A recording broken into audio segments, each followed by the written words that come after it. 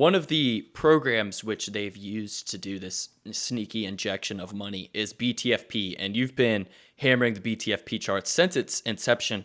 And something I've noticed recently on Bitcoin and finance Twitter in general is a lot of people just don't talk about the fact that we had all these bank failures go on earlier in the year. It seems to have been forgotten. So can you talk about, are these regional banks still under stress? And you've put a couple charts out sort of demonstrating that. So can you speak on this a little bit?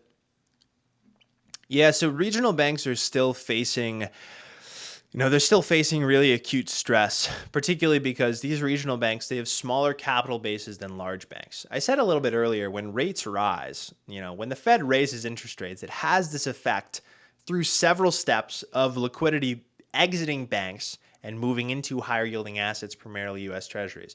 At the very least, exiting the deposits that are held at banks and entering the money market funds that are held at banks that banks can't extend credit from. Banks extend credit based on their asset base size, their securities, and their loans. And if they have fewer deposits on board, they cannot extend as many loans as they did. And so, ultimately, that makes these banks that don't have a lot of loans outstanding and they don't have a lot of assets, but their deposits are flamed, that makes them a lot more stressed and a lot more prone to collapse.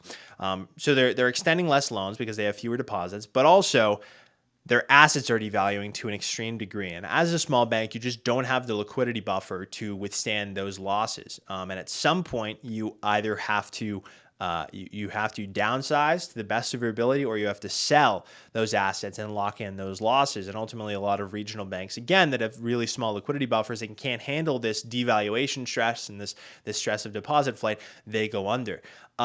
Now, the Bank Term Funding Program is essentially a Band-Aid for this. It's a Band-Aid for this problem of banks having to sell devalued securities and lock in losses. Basically, it's a loan facility that the Fed set up where banks can take their devalued US Treasuries, take them to the Fed, and get par value. So if I have 50 cents, I go to this facility, I get $1, okay?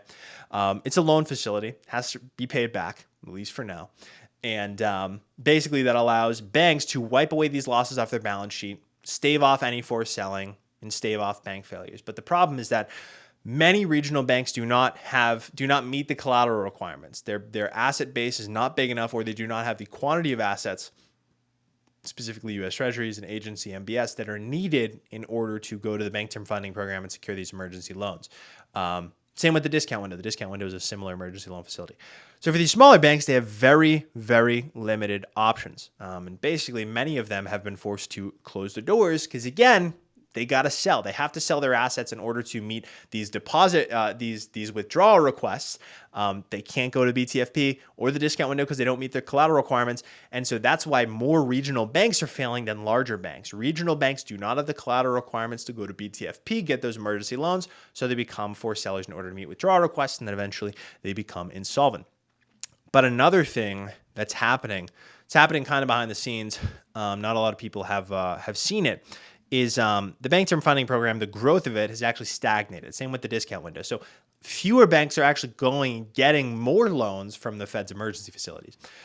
That's because, just like I said, they're doing the other thing. They're selling securities instead of getting emergency loans from them. The Bank Term Funding Program has about $108 billion worth of emergency loans outstanding. And since March, when these banking failures happened, over $158 billion worth of securities, specifically US Treasuries and agency MBS, have been sold by banks in order to meet ends meet. So banks are doing this in two different ways. The banks are making themselves whole in two different ways. They're either going to the Fed for emergency loan and selling assets. And like I said, it's tough to get an emergency loan if you're a small bank that doesn't meet the collateral requirements. And it's also tough to sell enough assets in order to meet all of your withdrawal requests. At some point, you go insolvent, and you go insolvent far sooner than larger banks with those smaller capital bases. So that's why the acute stress that regional banks are facing has not abated at all. It is still very much present. Bank Term Funding Program solves part of the solution, but if you were a very, very small bank, you were still at a very high degree of risk.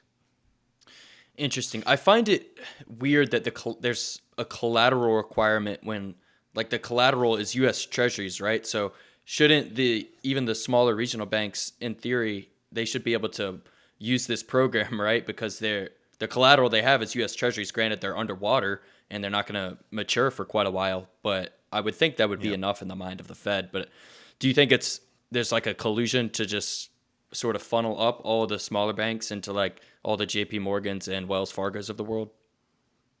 Could be, could be. I wouldn't get that conspiratorial with it. I usually love to get conspiratorial, but with this, at least when I'm telling my followers things on Twitter, I try to keep it brass tacks and probabilistic.